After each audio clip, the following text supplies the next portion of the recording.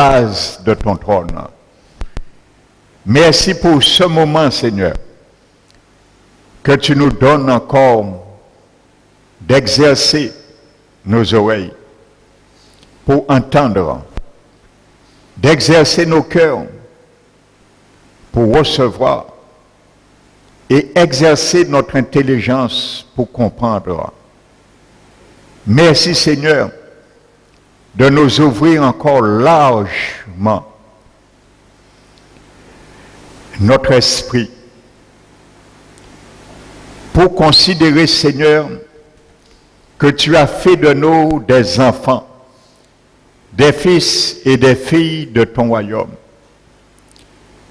Et que tu voudrais aussi, Seigneur, nous apprenons à manifester ta grandeur dans nos vies en exerçant l'autorité que tu es dans nos vies, mais aussi tu nous as donné et qui est aussi attaché à notre appel, Seigneur. C'est ma prière ce matin pour chacun de nous. Merci Seigneur d'être un instrument entre tes mains. Merci Seigneur pour ton Esprit Saint.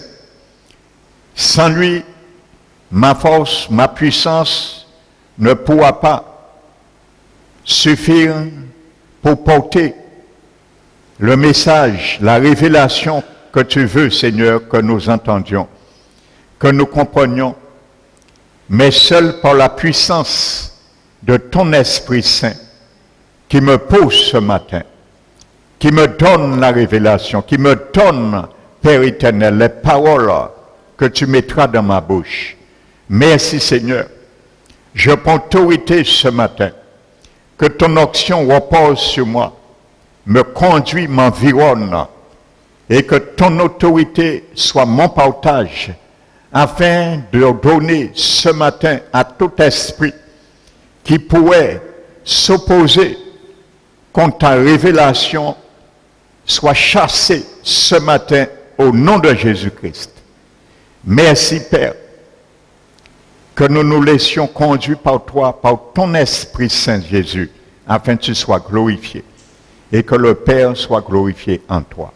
Qu'il soit ainsi parmi nous, au milieu de nous. Merci Père, au nom de Jésus-Christ. Amen.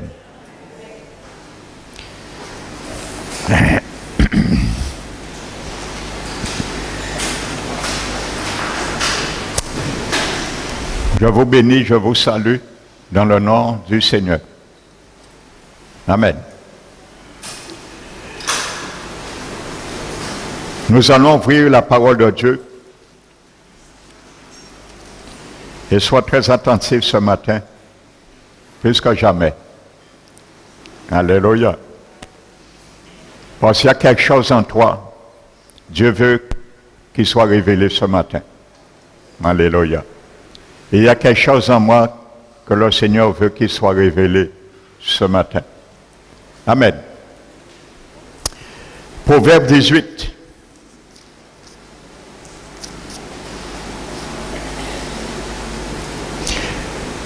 Le livre des Proverbes, chapitre 18, le verset 21 nous dit: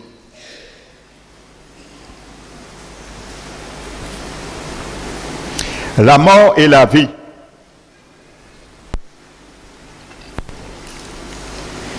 sont au pouvoir de la langue. Quiconque l'aime en mangera les fruits. Amen. Alléluia. J'ai noté la version du semeur. Voici ce que dit la version plutôt parole vivante. Celui qui aime parler doit accepter les conséquences.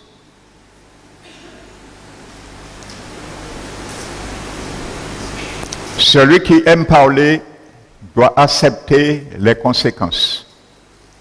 Ça veut dire de ces paroles. La Bible nous dit, la langue a un pouvoir. Prends ça très au sérieux. Ce n'est pas le pasteur Emmanuel qui le dit. C'est la parole inspirée de Dieu. Ta langue, ma langue, a une puissance, un pouvoir inimaginable. Et ce pouvoir peut déclarer la mort et aussi la vie. Les deux pôles extrêmes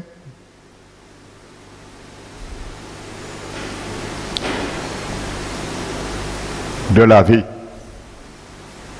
Alléluia. Et la Bible nous dit, celui qui aime ce pouvoir, celui qui l'aime, le pouvoir, sera rassasié. Il mangera les fruits.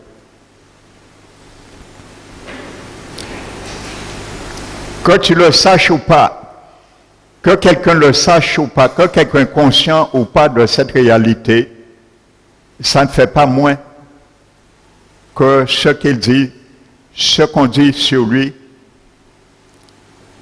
doivent arriver.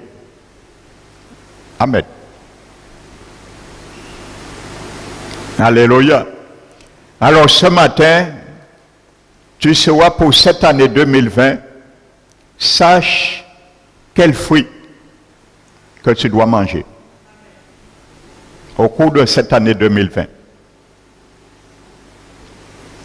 Si ce sont de mauvais fruits ou de bons fruits.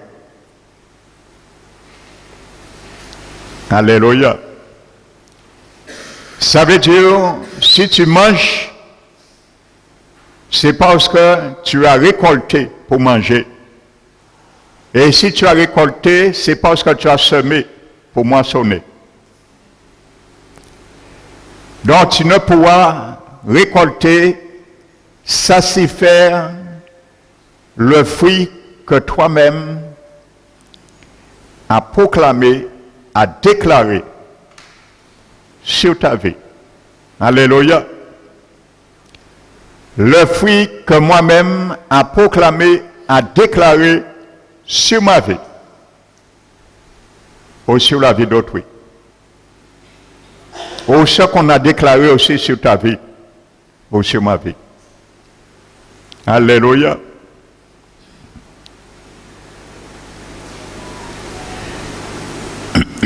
Prenons le Proverbe, chapitre 12.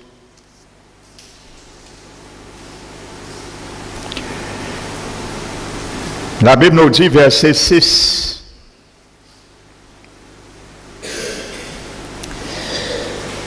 Les paroles des méchants. Tu peux déclarer des choses, mais on peut aussi déclarer, envoyer des choses sur toi. C'est la même science.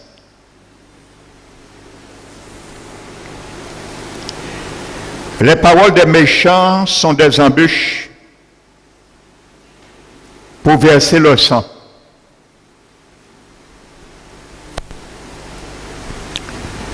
Ils ne parlent pas d'armes tranchantes,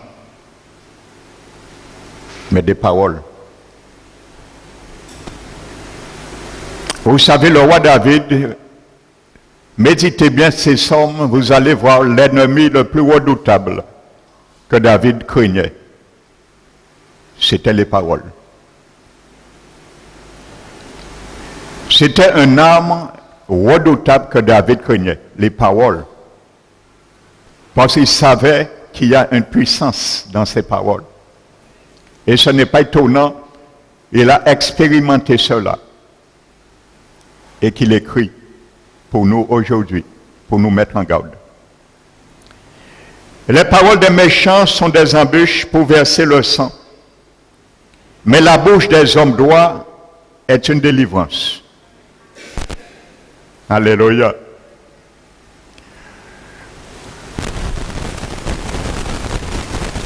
Je crois que j'ai dû noter aussi la version Semeur. Parole vivante nous dit, les paroles des gens mauvais sont des pièges qui tuent, mais celles des gens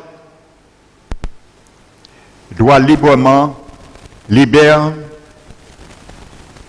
les autres. Amen.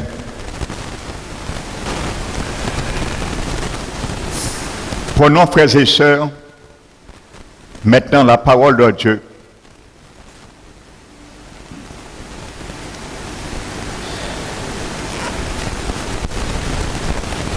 Chapitre Genèse, chapitre 1.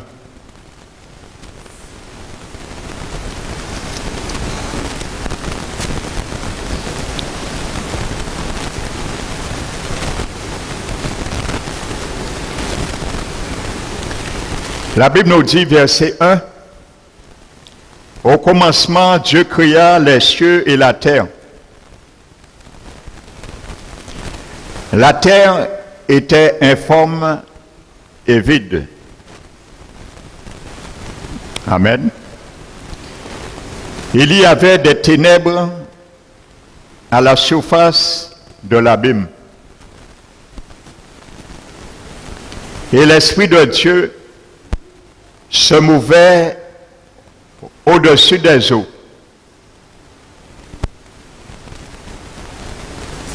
Alléluia. Vendredi, j'expliquais, j'ai fait mention de cela dans la prière en introduction. Et je disais que le mot qui est traduit par mauvais dans le langage hébraïque veut dire couver. Couver. Comme une poule qui couvre un œuf.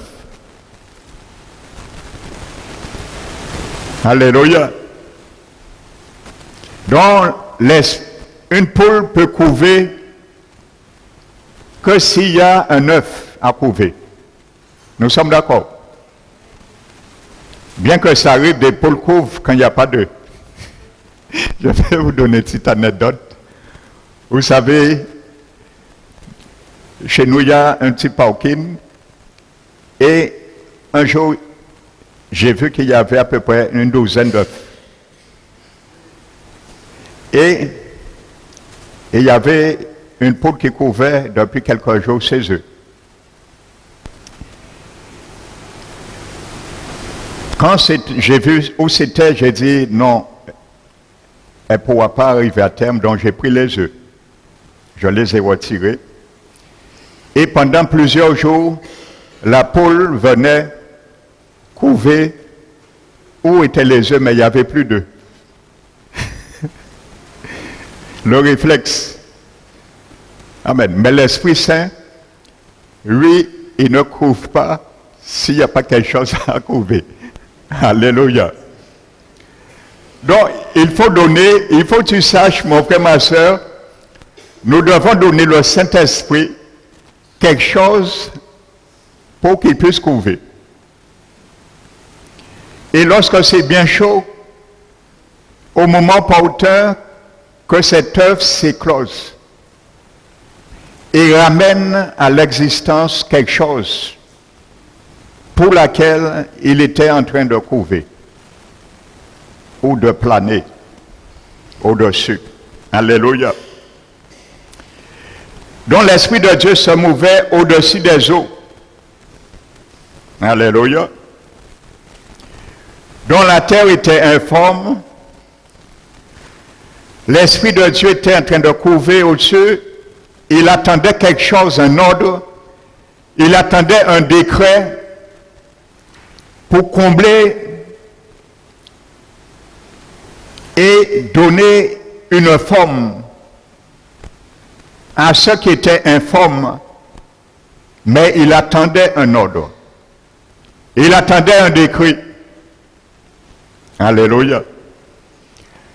Dit le Saint-Esprit est celui qui aime attendre des décrets. Alléluia. Non, je n'ai pas dit de me regarder.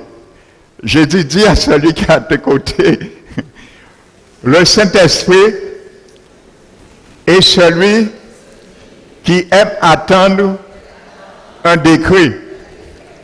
Amen. Alléluia. Donc, il aime attendre des décrets. Et tu vas voir le décret, c'est quoi? Et tu vas entendre qui lui donne le décret, afin d'amener à l'existence ce décret. Alléluia.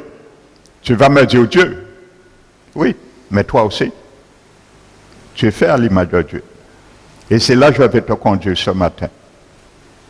Tu peux déclarer les choses et les ramener aussi à l'existence. Alléluia. La Bible est claire. Ta langue a ce pouvoir. C'est un pouvoir. Celui qui l'aime en mangera les fruits. Si tu n'aimes pas ce pouvoir, tu vas te taire et le Saint-Esprit va toujours attendre pour couver l'œuf. Donc il n'y aura rien à éclore dans ta vie. Alléluia. Donc c'est un moment, une année pour se parler, décréter, déclarer, non se taire. Alléluia. La Bible dit, verset 3, Dieu dit, là maintenant le Saint-Esprit commence à bouger.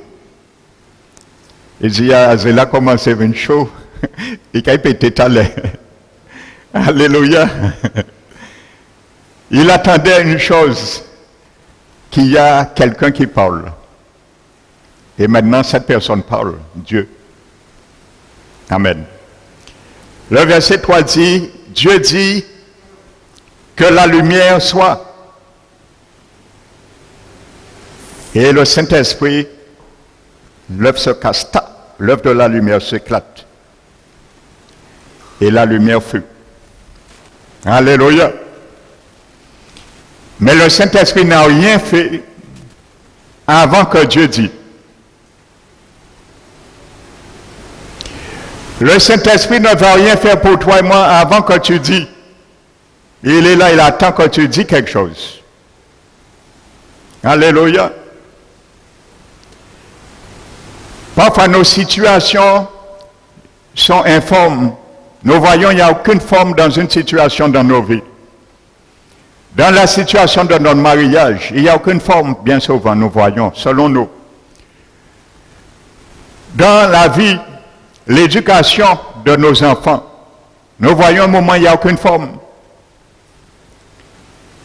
Dans nos projets, il n'y a aucune forme. Bien souvent, il n'y a que le vide que nous voyons. La réalité dans nos situations. Bien souvent, nous voyons que l'obscurité, le noir, les ténèbres, comme il est dit. Et nous disons, comment viendra la lumière? Qui va ramener une forme dans ce qui est informe dans ma vie, dans ma situation? Qui va combler ce vide? Dieu te répond ce matin, c'est toi qui le fera. Parce qu'il veut le faire avec toi. Comme nous l'avons vu, il a fait avec Ézéchiel. Alléluia. Amen. Mais pour ce faire, Dieu attend quelque chose que tu parles et tu déclares.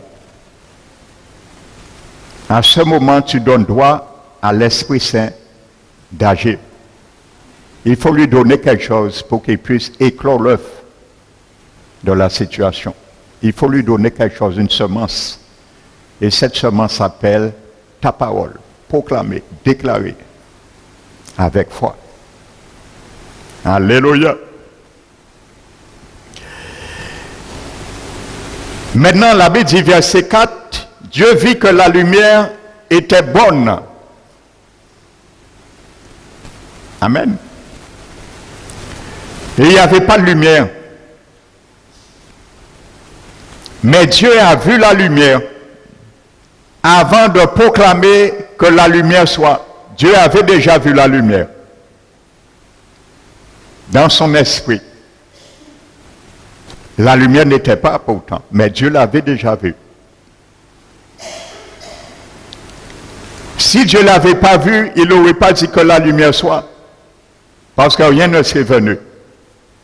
Mais Dieu l'avait vue. Dieu a vu la lumière avant de le voir. Voilà la situation que tu cherches une forme. Voilà la situation qui est vide. La situation qui est ténébreuse, voilà la réalité avant de la voir. C'est ça la foi. Amen.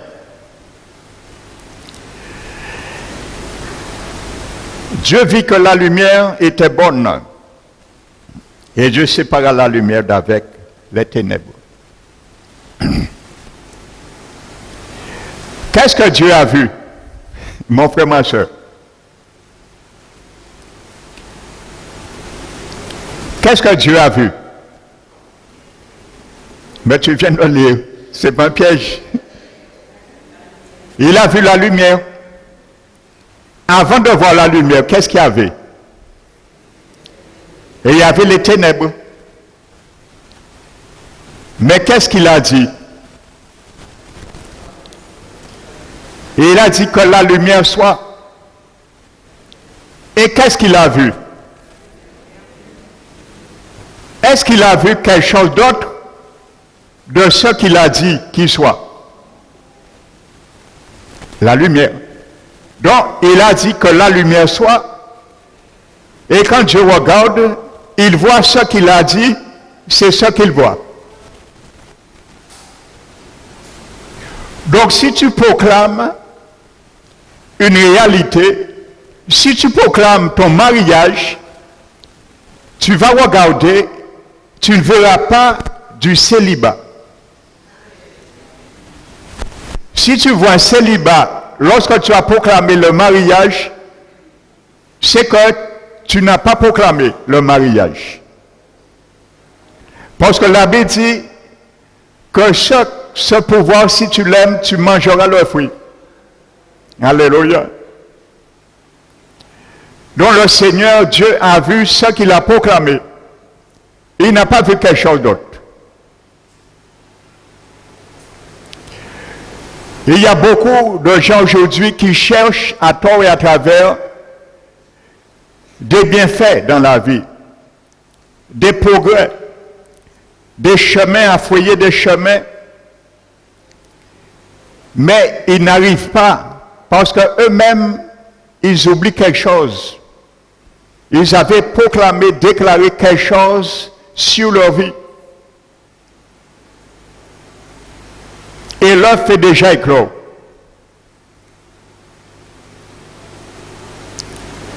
Maintenant, comment faire? Lorsque la mauvaise chose est déjà déclarée, c'est déjà produit, parce que ce que tu déclares, c'est ce qui se produira. Dieu n'a pas vu les ténèbres lorsqu'il a déclaré la lumière. Il n'a pas vu une situation informe, mais il a donné la situation une forme. Il n'a pas vu la situation vide lorsqu'il a proclamé qu'il va combler le vide, frères et sœurs. Il a vu ce qu'il a déclaré. La Bible dit qu'il regarde et il voit que c'était bon. Donc c'est bien ce que j'ai dit. Je ne me suis pas trompé. Quand tu proclames quelque chose, Dieu te dit c'est bien ce que tu vas voir. C'est bien ce que tu as déclaré. Amen. Alléluia. Il y a un verset qui dit, celui qui parle à la légère blesse comme un glaive. Même en plaisantant, tu peux blesser ta vie. Même en plaisantant, tu peux blesser la vie de quelqu'un. En plaisanterie seulement. Parce que les paroles, c'est un pouvoir. Alléluia.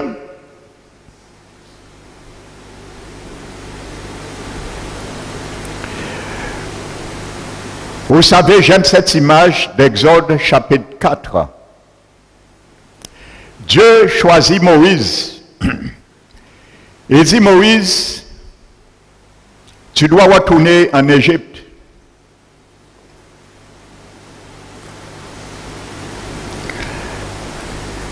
Et vous savez, Moïse a été exercé 40 ans, préparé pour retourner délivrer le peuple. Donc, il savait la situation déjà.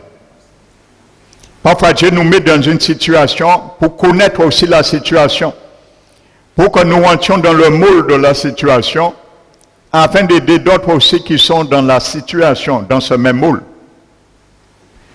Et il dit à Moïse,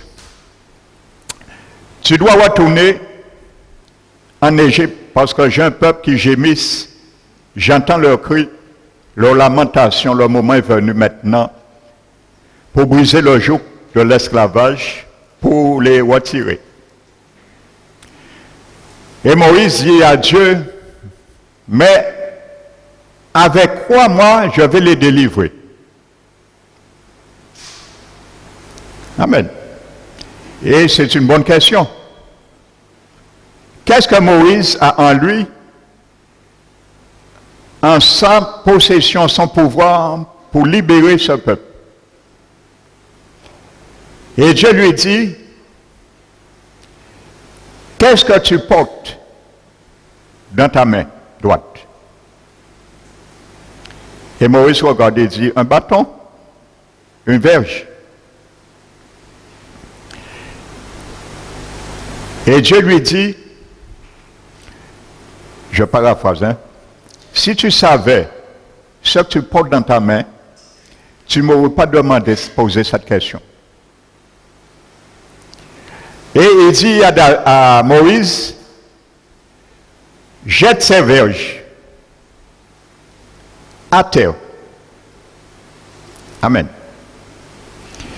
Il n'y a rien qui a été fait avant que cette verge ne touche le sol. Dieu a dit à David, jette ce bâton à terre. Amen. Et la Bible dit que Moïse jette la verge à terre.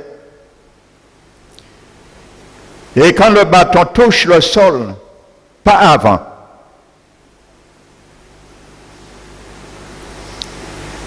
il y a une transformation qui se fait.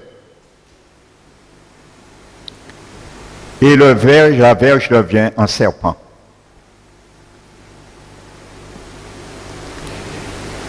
Sache, ne sois pas un Moïse. Sache qui tu es, qu'est-ce que tu as en Christ ce matin. Un Moïse dans cette situation, bien sûr. Mais sois un Moïse pour délivrer le peuple, bien sûr. Alléluia. Amen. Sache ce matin, qu'est-ce que tu portes en toi. Tu portes un pouvoir inimaginable. Alléluia. Une puissance qui vient de Dieu. Amen. Mais rien ne se fera, ne se passera tant déjà tu ne vas pas laisser ce pouvoir, cette puissance tomber et toucher une situation.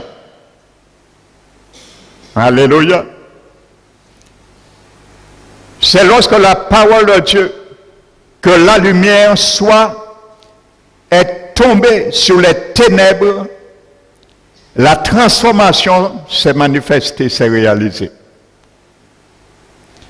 Dieu a délivré un pouvoir par sa parole. Alléluia. Lorsque la verge de Moïse a touché le sol, il a délivré une puissance transformatrice. Alléluia. Et il y a une transformation qui s'est faite. La verge s'est transformée en serpent. Alléluia. Et la Bible nous dit que Moïse a eu peur.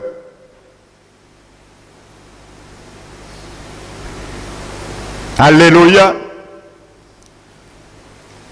Mais vous savez, je crois, dans ces derniers temps, jusqu'avant la venue de Jésus, il y aura beaucoup d'enfants du Seigneur, beaucoup de serviteurs du Seigneur qui vont courir devant des prodiges que l'Éternel fera avant d'enlever son Église. Parce qu'ils vont minimiser, peut-être pendant tout leur ministère, leur pèlerinage terrestre, ce qu'ils portaient en eux. Et en réalisant cela, ils auront peut-être peur, ils vont courir comme Moïse, devant des miracles. Alléluia. Moïse a couru devant un miracle. Et il y a des gens qui courent derrière les miracles, mais Moïse a couru devant un miracle. Alléluia. Amen. Donc cette puissance, ce matin, tu l'as en toi. Je l'ai en moi. La déclaration de tes paroles. Mais il faut que ça tombe dans un sol pour qu'il y ait une transformation.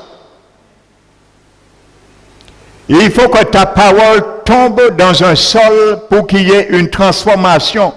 C'est l'autorité, le pouvoir que tu as et que tu portes en toi. Que j'ai et je porte en moi la déclaration de nos paroles. Ça doit tomber dans un sol comme la verge de Moïse et ramener la transformation dans la situation que tu l'as proclamée. Parce que tu n'es pas seul. Il y a le Saint-Esprit qui travaille en partenariat avec nous. Lui, il est là, il attend la semence. Le monde spirituel est là, il attend la semence. Parce que l'Esprit de Dieu prend la semence, mais il y a aussi l'adversaire qui prend aussi les semences. Il l'exécute aussi. Alors c'est pour cela la Bible dit bien, le pouvoir de notre langue peut déclarer la mort, mais aussi la vie. Quand tu vas déclarer la vie, l'Esprit Saint va la ramener pour transformer ce que tu veux vie devienne vie. Mais si tu déclares la mort, l'adversaire va prendre aussi pour amener une transformation à la déclaration de la mort que tu as dit aussi. Que ce soit sur ta vie ou sur la vie d'autrui. Alléluia. Amen. Donc, voici cette réalité. Il faut lâcher. Tant que Moïse tenait ce pouvoir, rien ne serait fait. Combien parmi nous, nous marchons avec un pouvoir, nous l'ignorons et rien ne se fait dans nos vies. Nous allons chercher parfois ce que nous avions déjà, frères et sœurs. Nous cherchons à réaliser parfois quelque chose que nous-mêmes, nous cherchons parfois à réaliser par autrui, quelque chose pour nous que nous-mêmes, nous pouvons réaliser car nous avons le potentiel, le pouvoir et la puissance pour cela. Amen. Alléluia. Amen. Jésus est Seigneur. Il est Seigneur. La Bible dit qu'au début, au commencement était la parole. La parole était Dieu. Alléluia. Quand tu prends une promesse, tu le déclares, c'est comme si c'est Dieu qui le déclare. Amen. Et Dieu ne déclare rien pour qu'il ne voit pas ce qu'il a déclaré. Il a regardé et il n'a pas vu autre chose que ce que lui-même a déclaré. Amen. La Bible dit, au commencement était la parole était Dieu. La parole était avec Dieu, il était Dieu, il s'incarnait. Et il n'y a rien qui a été fait sans par la parole. Rien. Amen. Donc quand la Bible dit ailleurs que c'est par ta sagesse, ô Éternel, tu as fondé la terre. Amen. dont la sagesse de Dieu rentre en compte, mais il a parlé. Amen. Et il dit, c'est par son intelligence, il a étendu les cieux. L'intelligence de Dieu rentre en compte, mais il a parlé pour étendre les cieux. Et il avait dit, c'est par sa science que tu as ordonné aux abîmes de s'ouvrir et aux nuées de distiller la rosée. Donc, il a parlé. Alléluia. Même si la science, la sagesse, l'intelligence rentrent en jeu, en compte, il faut déclarer, parler, proclamer. Alléluia. Amen.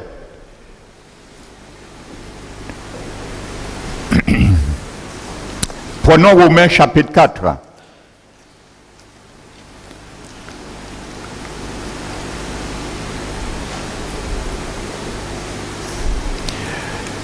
Romains chapitre 4, frères et sœurs.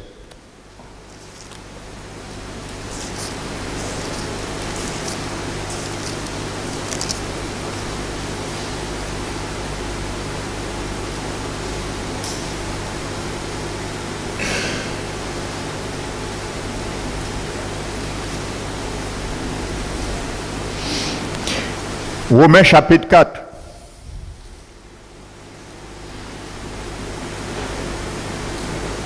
La Bible dit verset 17. Je t'ai établi père d'un grand nombre de nations. Il est notre père devant celui auquel il a cru. Dieu, qui donne la vie aux morts et qui appelle les choses qui ne sont point comme si elles étaient. Alléluia. La Bible nous dit que Dieu appelle les choses à l'existence qui ne sont point comme si elles étaient. Quand Dieu a regardé la terre informe, il a vu la terre avait une forme avant de proclamer. Amen. Il a vu avant de proclamer. Et pourtant, c'était bien une réalité. Alléluia.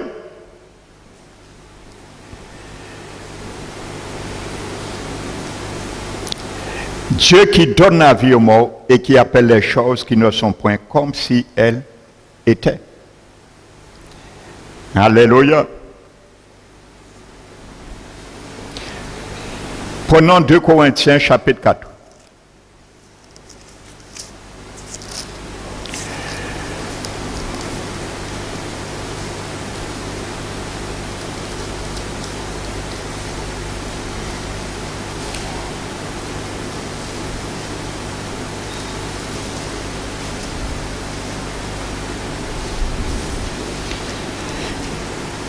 « 2 Corinthiens chapitre 4,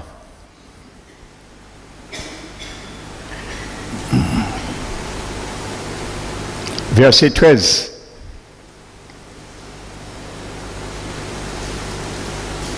Nous avons vu Dieu proclamer les choses qui n'existent pas comme si elles existaient déjà. Tu me diras, oui, ça c'est Dieu. Nous sommes d'accord. Jusqu'à aujourd'hui. 2 Corinthiens 4, verset 13. Et comme nous avons le même esprit de foi, si tu as le même esprit de foi, ce qui suit t'appartient et ton partage.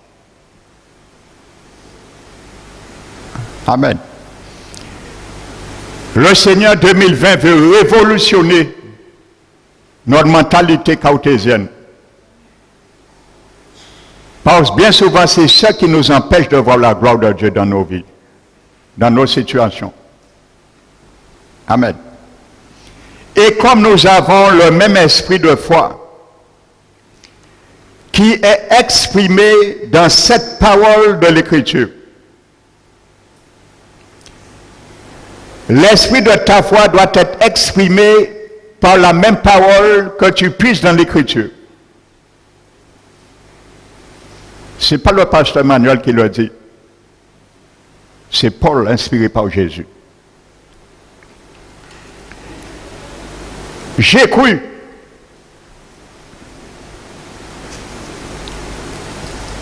C'est pourquoi j'ai parlé. Quand tu crois, tu parles. Alléluia. Surtout ce que tu parles, tu puisses dans la parole. Alléluia.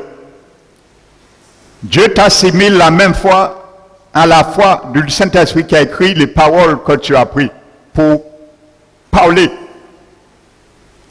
Amen. J'ai cru, c'est pourquoi j'ai parlé. Nous aussi, toi et moi, dis à ton prochain, toi et moi. Nous aussi.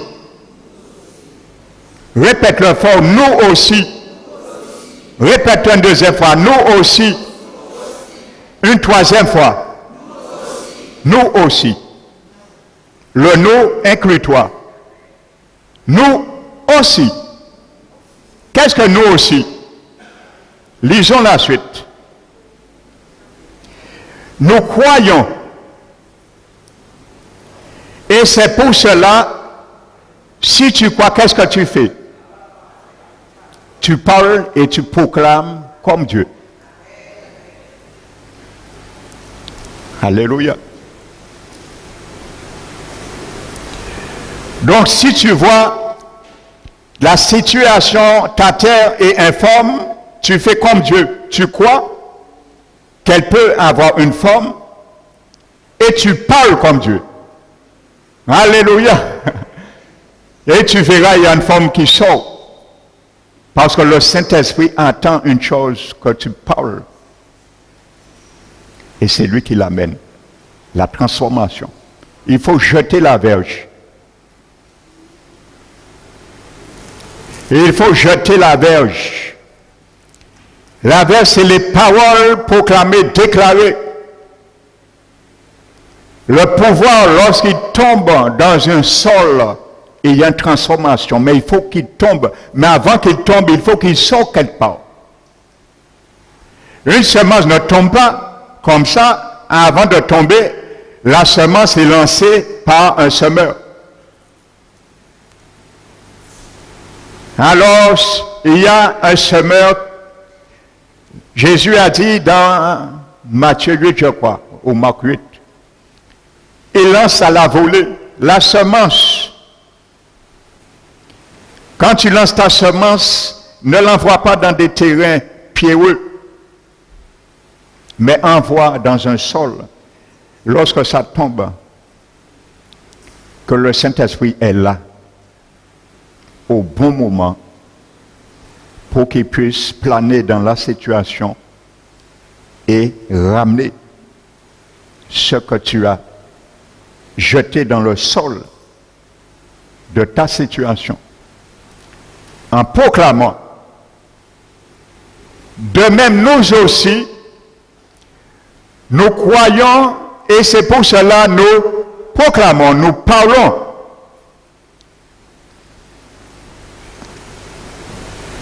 Donc, si ça fait 10 ans, 20 ans, tu attends un époux, tu cherches un époux, tu cherches une épouse, un époux,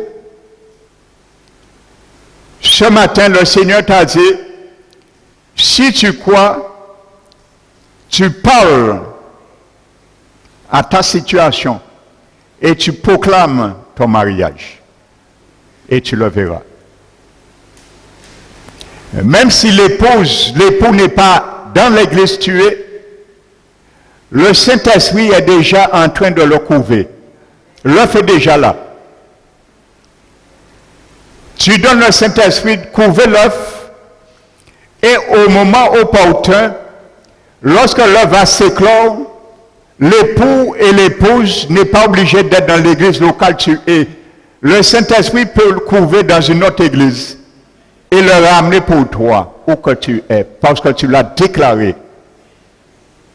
Et ça doit bouger, parce que tu l'as déclaré. Alléluia. Si ça fait longtemps que tu es dans le chômage, voici des expériences que tu peux faire toi-même pour venir témoigner, pasteur, que la parole de Dieu, elle était vraie et réelle dans ma vie et que Dieu ne ment pas. Je donne des exemples, tu peux l'expérimenter toi-même parce que Dieu ne peut pas mentir, c'est Dieu qui a dit ça. Alléluia. Si tu as le même esprit de la foi, tu crois, alors tu parles. Tu n'as pas le choix. Même s'il y a des Eliab qui t'empêchent de parler, ne t'occupe pas. Et il y aura toujours des Eliab. Nous allons voir prochainement pourquoi je parle d'Eliab. L'Eliab, c'est celui qui va te retenir dans ta bénédiction, te distraire, t'empêcher d'aller au combat. Amen. Et il y a beaucoup d'Eliab qui nous empêchent de rentrer dans nos bénédictions. Alléluia. Si ça fait 10 ans, 20 ans, tu attends un travail, tu ne vois pas, c'est peut-être que tu n'as jamais jeté le bâton sur le sol. Le bâton n'a jamais touché le sol du travail que tu attends. Fais ce bâton. Le pouvoir que tu as cette année, toucher le sol du travail que tu cherches, tu verras. Le Saint-Esprit, il est déjà là. L'entreprise où tu envoyais tes CD, le Saint-Esprit est en train déjà de couver l'œuf de ton travail, tu ne le sais pas. Donne-lui simplement le droit d'éclore l'œuf. Et que le patron, après 20 ans, te dit, monsieur, madame, on avait oublié, on avait placardé votre CV.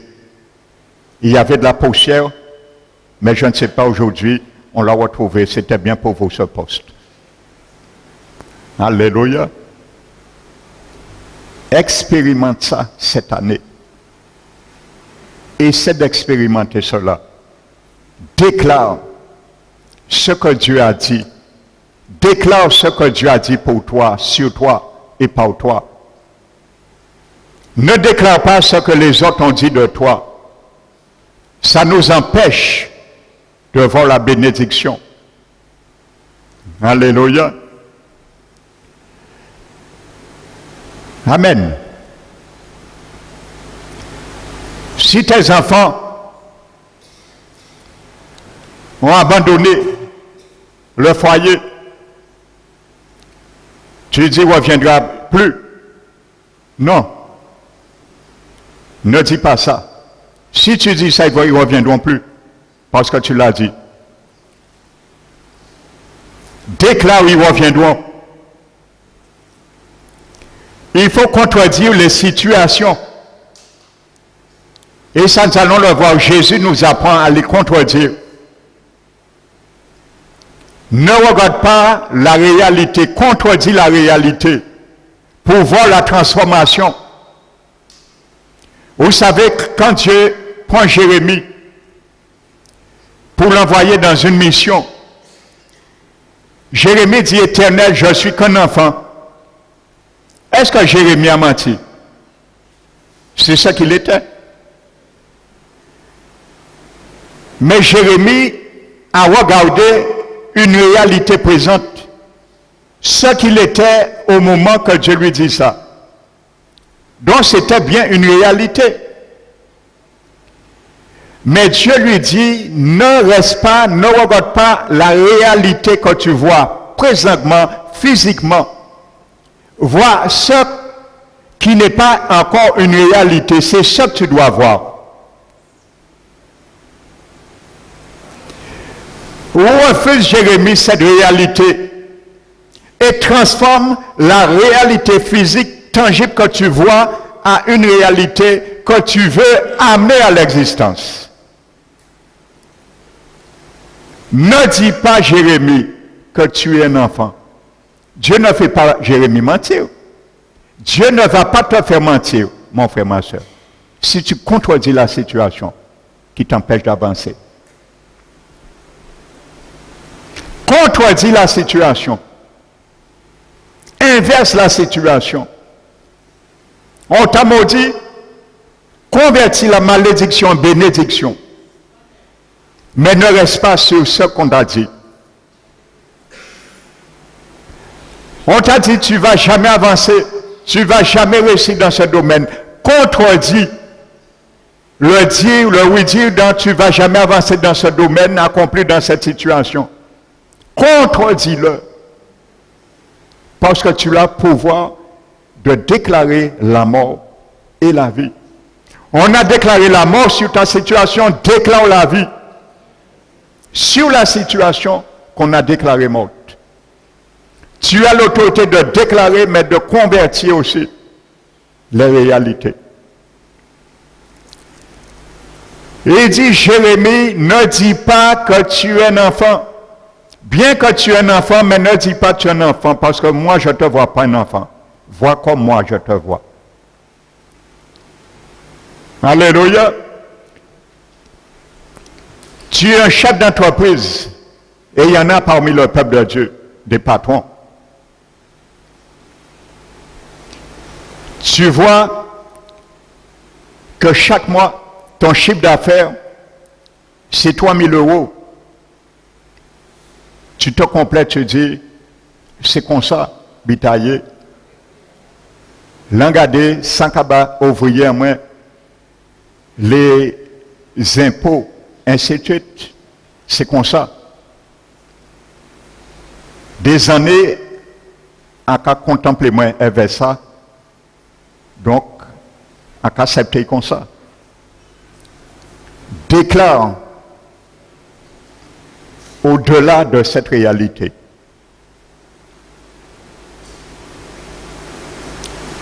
Si j'ai le même esprit de la foi qui a déclaré, amen, qui s'exprime par cette parole de l'Écriture. La Bible me dit, je prospérerai à tous égards, et Dieu le veut pour moi. Alors je crois à cette parole. C'est Dieu qui l'a dit. Mais tu le déclares à la situation. C'est pourquoi Dieu a parlé, alors je crois à cette parole pour moi. Je la reçois, alors je parle aussi. Et je dis, Alléluia. Et tu verras la semaine qui vient, un fortuné vient te voir. C'est pas toi qui vas aller chercher le chantier va te suivre. Le chantier va venir vers toi. Tu n'iras pas chercher le chantier viendra vers toi.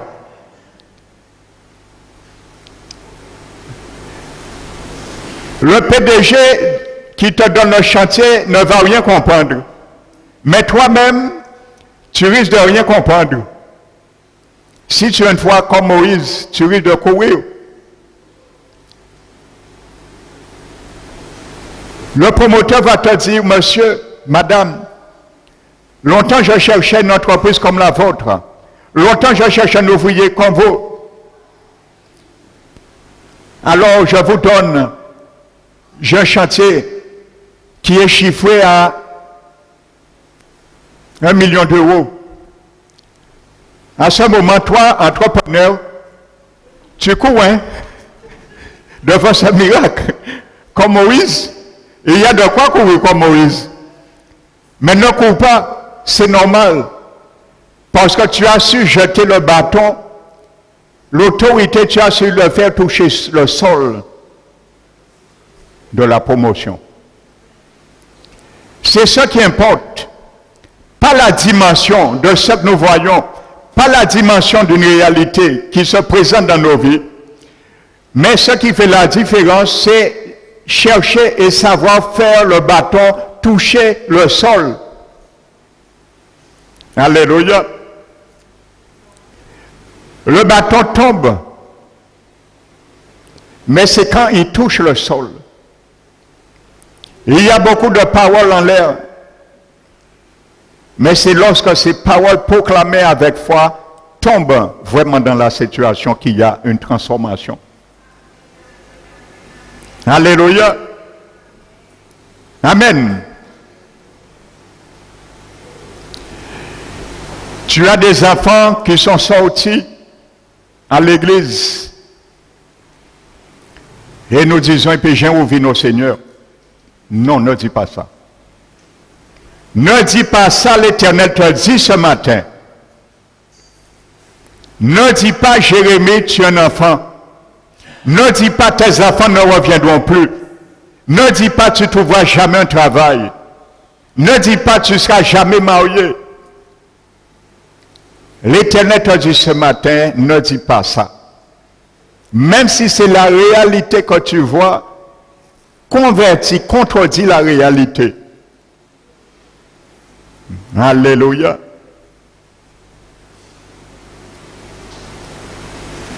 Dans Joël chapitre 2, chapitre 3,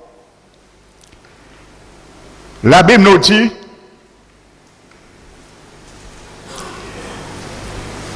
que le faible dise, je suis fort.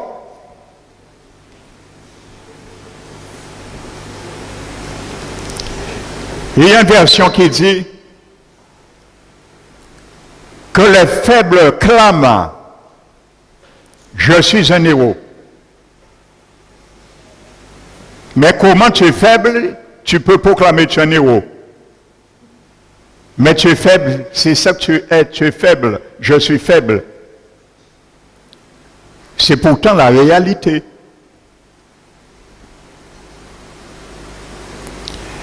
Mais Dieu nous dit que le faible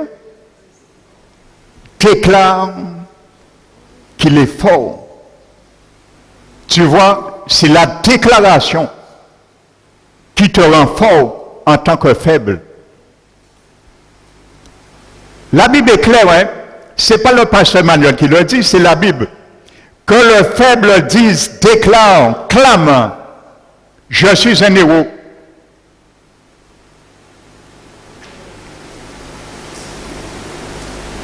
Alléluia. Et pourtant, la réalité, il est faible. Nous sommes faibles. La réalité, nous sommes constants, nous sommes instamment, physiquement, dans une faiblesse. Vous voyez comment Dieu nous apprend à être comme lui, en tant que Dieu. Créer des situations qui n'existent pas. Ce n'est pas pour rien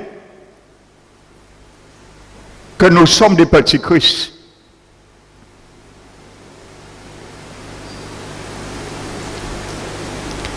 Dieu ne va pas te faire mentir. Si tu es faible et tu proclames tu es fort. On te dit, mais tu mens. Tu es faible, tu dis tu es fort. Tu ne vois pas c'est faible que tu es faible alors. Mais si tu te laisses déstabiliser par ces paroles, tu seras toujours faible. Et c'est comme ça le diable essaie toujours de nous tirer en arrière. Lorsque nous essayons d'avancer, il essaie toujours de nous tirer en arrière. Mais tu dis au diable, oh diable, laguez-moi petit goutte. Qui m'en dit en faible? Vous? C'est ça qu'on voit en faible. Oui, en faible, instamment. Mais bon Dieu dit, moi, clamer qu'est en son héros. Alors si je suis animé du même esprit de la foi, Dieu a dit, alors je crois aussi ce que Dieu a dit et je parle. Et tu verras, faible que je suis, je deviendrai fort. Parce que la déclaration te fait sortir dans une situation et t'amène dans une autre situation. Alléluia. Tu n'es pas seul. L'Esprit Saint est notre partenaire. Et le Saint-Esprit aime la foi. Amen. Il travaille avec nous. Lui, il est là, il plane sur les situations. L'Esprit Saint aime, tu lui donnes du travail. Il aime couver les œufs. Alors l'année 2020, bas Saint-Esprit, travaille pour couver les œufs. Il travaille pour couver les œufs et pour y écloser. Donnons-lui du travail, c'est ce qu'il aime. Les gens de foi. Amen. Il plane dans les situations. Il couvre les situations. Mais il a besoin des déclarations, des décrets pour éclore les situations. Amen. Ne courons pas de ce que nous sommes, frères et sœurs.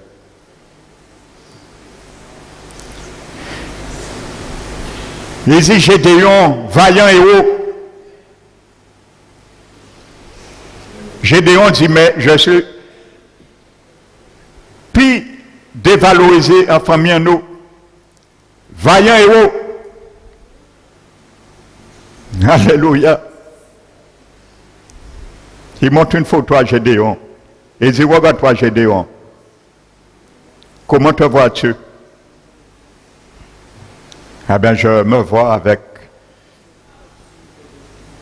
quelqu'un qui foule le blé au pressoir pour me cacher par rapport aux ennemis. Dieu dit, mais non Gédéon, regarde bien la photo. C'est toi qui es là. Qu'est-ce que tu vois? Mais Éternel, je t'ai dit, les ennemis viennent nous attaquer. Donc je suis en train de fouler le pressoir au blé. Le blé au pressoir plutôt. Alors l'Éternel t'a dit, mais non, c'est pas toi qui es là, Gédéon. Regarde bien. Et il dit, tu es un héros. Vaillant héros. Parce que le vaillant héros, ce n'est pas la réalité. Mais Dieu veut faire de Gédéon un vaillant héros. Alors lui fait montrer la photo déjà de ce qu'il sera. Amen. Avant de Dieu parlait à la situation chaotique,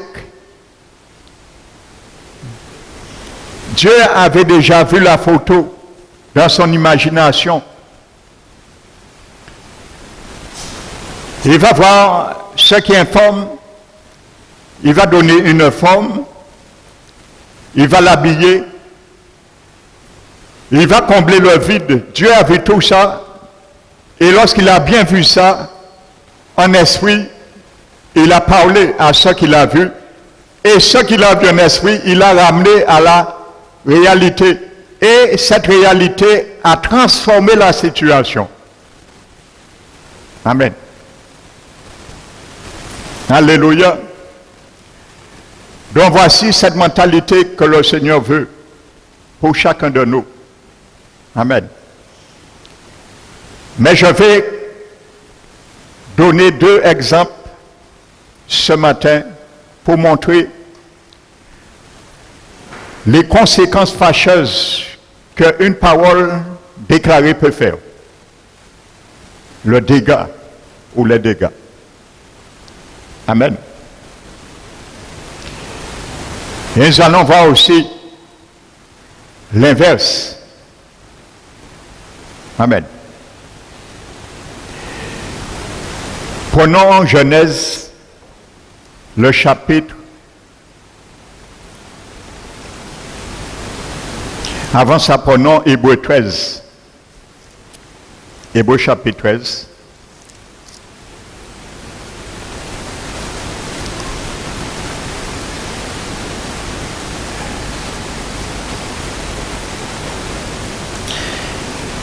Verset 5-6. Ne vous livrez pas l'amour de l'argent, contentez-vous de ce que vous avez, car Dieu lui-même a dit, je ne te délaisserai point et je ne t'abandonnerai point. Verset 6. Donc c'est Dieu qui a dit. C'est donc avec assurance que nous pouvons dire, si Dieu a dit, tu peux aussi dire ce que Dieu a dit avec assurance. Si Dieu a dit que par ta bouche, par ma bouche, je peux proclamer la mort et la vie, je peux le proclamer avec assurance, parce que Dieu l'a dit. Amen. Dieu l'a dit. C'est donc avec assurance que nous pouvons dire, parce que Dieu a dit. Si Dieu n'a rien dit, tu ne peux rien dire. Mais si Dieu a dit, tu peux aussi dire. Parce que c'est Dieu qui a dit et c'est Dieu qui t'a dit de dire. Alléluia. Le Seigneur est mon aide, je ne craindrai rien. Qui peut me faire un homme? Donc si Dieu a dit ça, tout ce que Dieu a dit, tu peux le dire aussi avec assurance. Et la Bible dit ailleurs, je crois Romains 5, l'assurance, l'espérance ne trompe point. Car celui qui a fait la promesse, il est fidèle.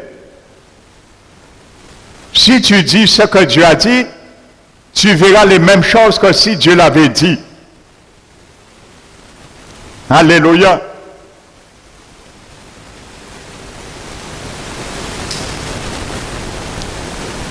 Les conséquences d'une parole, frères et sœurs.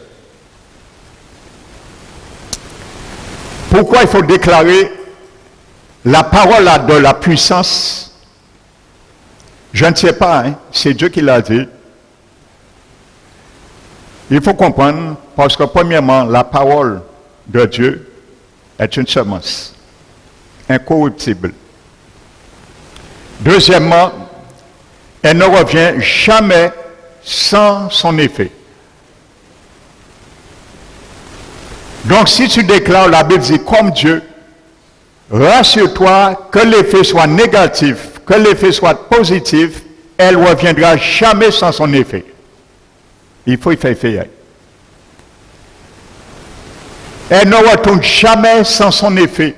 Que ce soit Dieu qui l'a déclaré, que ce soit toi et moi.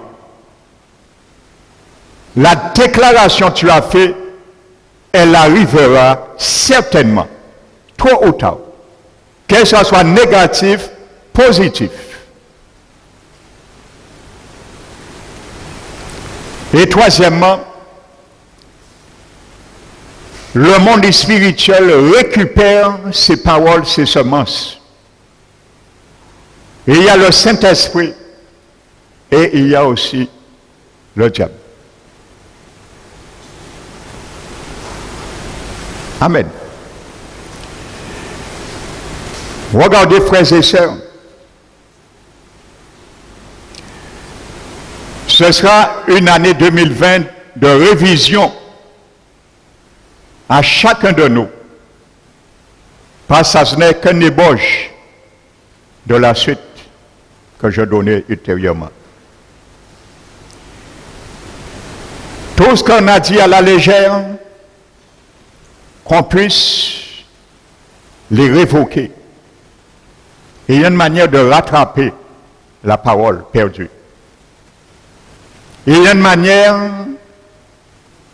de faire passer à côté de la cible qu'on avait mal ciblée.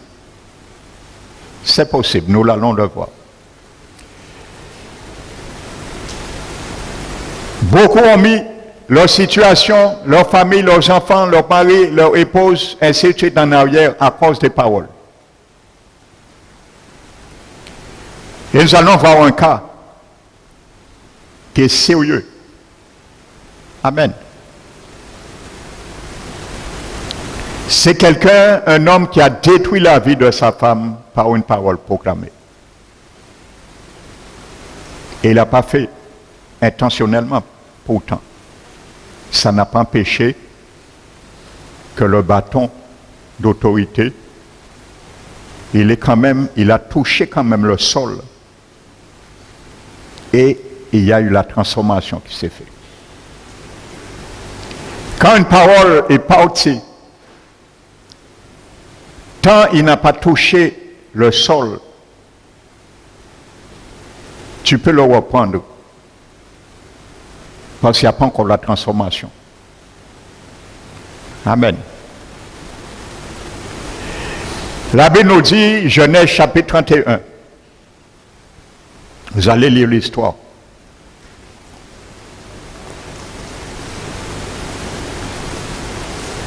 Genèse 31.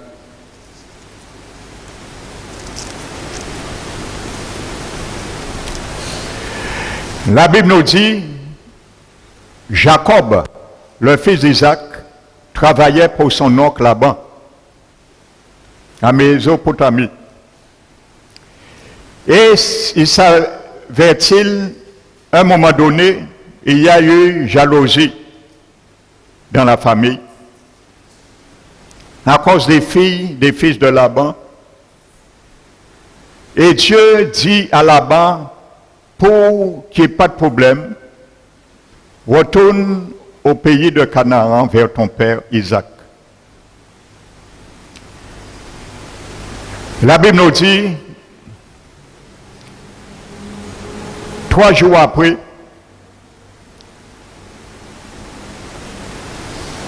il s'en va, plutôt il s'en va. Et c'est 3 jours après, plutôt que Laban le sait. Il part avec ses 2 femmes, les filles de Laban, Léa et Rachel. Il part avec eux. Il part avec ses troupeaux, ses biens, son butin, et il s'en va.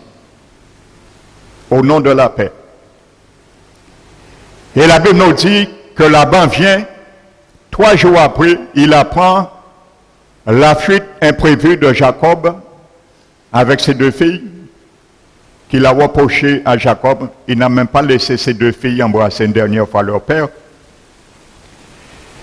Et il est parti comme un voleur, et ainsi de suite. Donc,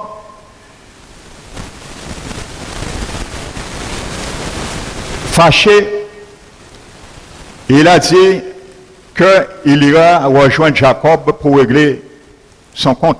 Parce qu'il s'est rendu compte, en plus, qu'on est parti avec ces téraphins, les porte-bonheur. Vous voyez, les porte-bonheur n'existent pas maintenant. Les téraphins qu'on appelle ça, au temps ancien. Donc c'était comme aujourd'hui les gars des affaires Kabamoun, porte-bonheur. Donc à l'époque c'était des téraphines pour se protéger des porte-bonheur. Donc Laban tenait sa casaille. Donc sa fille Rachel a dérobé les téraphins de son père Laban, mais personne ne sait rien. Et elle est partie. Son mari Jacob ne le sait pas non plus. Et ils sont partis. Alors Laban voit Jacob parti sans dire rien. Il parti, fille est parti au revoir. Il dérobait téraphins, il accusait injustement Jacob. Pour lui, c'est Jacob qui l'a pris. Et il dit, bon, je vais le rencontrer. Et il se rencontre à la montagne de Galaad. Et ils se disputent. Lisez l'histoire. Maintenant, Jacob s'enflamme. Et c'est l'innocent. Et vous allez voir, Jésus nous a donné une clé. Lorsqu'on nous accuse faussement, pour continuer, lorsque le diable veut rattraper, nous empêcher d'aller jusqu'au bout de notre déclaration, ce qu'il faut faire. Nous allons le voir par la suite. La Bible dit, Jacob s'est enflammé. Il était fâché, furieux. Il sait que ce n'est pas lui. Donc il est accusé injustement. Et c'est là qu'on comprend quand la Bible dit, que lorsque vous vous mettez en colère, ne péchez point. Parce que la colère de l'homme n'accomplit pas la justice de Dieu. À moi la vengeance, la rétribution. Ce que dit Dieu. Alors Jacob dit, bon, ou quoi qu'ils aient moi?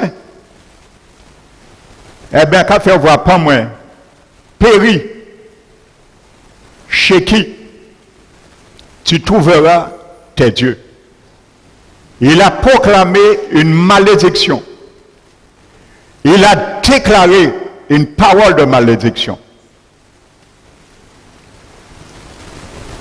Amen. Donc, il a déclaré quelque chose. C'est un pouvoir. Alléluia. Mais ce qu'il ne savait pas, il l'ignorait. S'il le savait, il ne l'aurait pas fait. N'essaie pas de savoir avant de déclarer. Quand c'est parti, c'est parti. Prenez ça très au sérieux.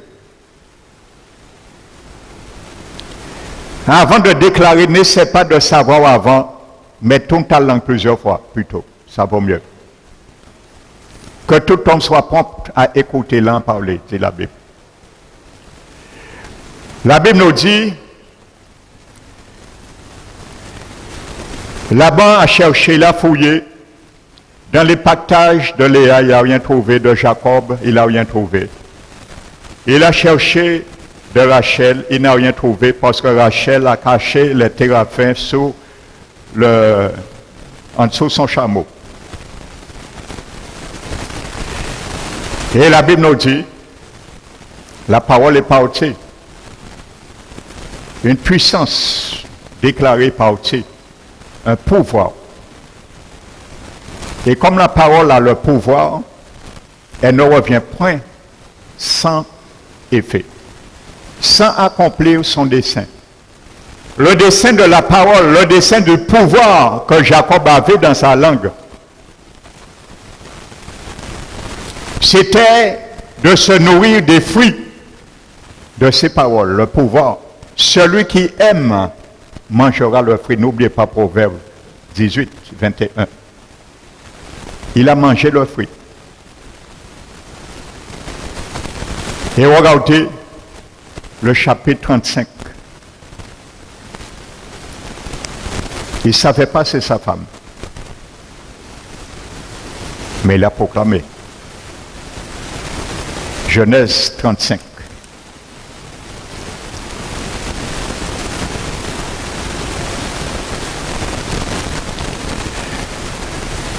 La Bible nous dit, verset 17, celle qui avait dérobé les téraphins, celle sur qui cette parole, sans qu'elle le sache, a été proclamée, celle qui a été le sol sur lequel le bâton d'autorité devait tomber pour être transformé. Et pour que celui qui l'a proclamé en mange les fruits, eh bien, il a mangé les fruits. La Bible nous dit, verset 17, et pendant les douleurs de l'enfantement, la sage-femme lui dit, ne crains point, car tu as encore un fils.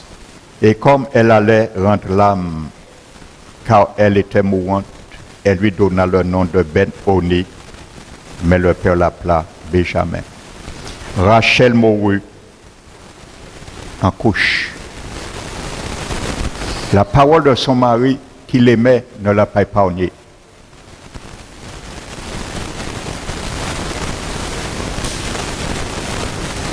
Alléluia. C'est son mari qui l'a tué par une parole dite à la légère. Celui qui parle à la légère blesse comme un glaive. Et c'est pour ça que le psaume 37 dit que les méchants tirent le glaive.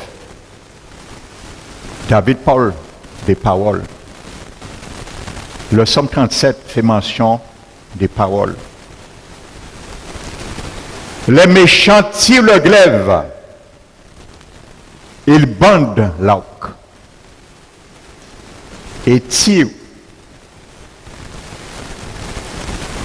pour faire tomber les malheureux et l'indigent, pour égorger ceux qui ont le cœur droit.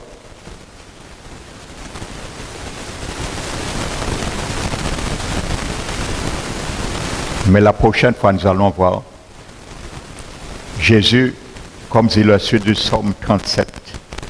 Voici leur glaive pénètre, touche leur propre cœur et l'arc est brisé. La parole, le pouvoir, tu peux la briser. Et il y a une manière.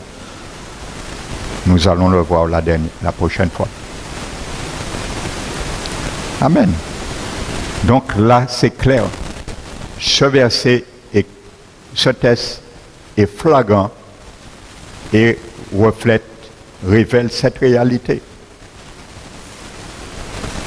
Amen. Si des années tu avais dit à tes enfants, ou bien j'ai fait rien de bon, ça fait 20 ans, 30 ans aujourd'hui, tu vois ton enfant, il ne fait rien de bon. Brise aujourd'hui l'arc. Convertis ces paroles. Et tu verras, ça ne va pas tarder. Tes enfants viendront quelque de bon. Il va te surprendre. Et tu risques même de courir devant ce miracle. Parce qu'il y a une flèche, tu en as pris. Peut-être tu l'oublies. Mais la parole de Jacob n'a pas oublié qu'il devait manger les fruits. Parce que les paroles, le diable va les prendre. Il les note. Il les amène tôt ou tard, il faut de sorte de les ramener en accomplissement. Comme le Saint-Esprit aussi les note, et il va les ramener aussi en accomplissement. Que l'Éternel te bénisse. Que ce matin l'Éternel brise toute glaive qui a été lancée contre toi, contre ta vie, contre ta santé, contre ton foyer, ton mariage, ton entreprise, tes enfants, ta famille, ton mariage, ta vie spirituelle, ton progrès, ton devenir, ton avenir. Au nom de Jésus, je déclare ce matin que toute glaive forgée contre toi soit sans effet, qu'il soit annulé ce matin au nom de Jésus-Christ. Que tout ce que toi-même as proclamé en parlant légèrement, qui a blessé ta vie, la vie d'autrui, ta famille, tes enfants, ton foyer, ton mariage, ta situation, ton entreprise, tes finances, quoi que ce soit, que l'Éternel répare les brèches et guérisse, pense les plaies maintenant, aujourd'hui, au nom de Jésus-Christ. Merci Seigneur. Renvoie-nous dans ta paix. Consolide Seigneur notre foi. Et apprends-nous Seigneur de jeter la verge d'autorité. Pas le bâton de Moïse, mais le pouvoir que tu as mis en nous, qui est dans notre langue. Pour l'utiliser et porter la bénédiction, la vie, la fécondité, afin, Seigneur, que nous puissions non seulement nous rassasier de ce pouvoir des paroles, des déclarations, mais surtout ceux et celles que nous les déclarons, que la vie règne. Merci, Père. Nous t'élevons, te remercions et renvoie-nous dans ta paix, Seigneur. Au nom de Jésus-Christ. Amen. Alléluia. Nous allons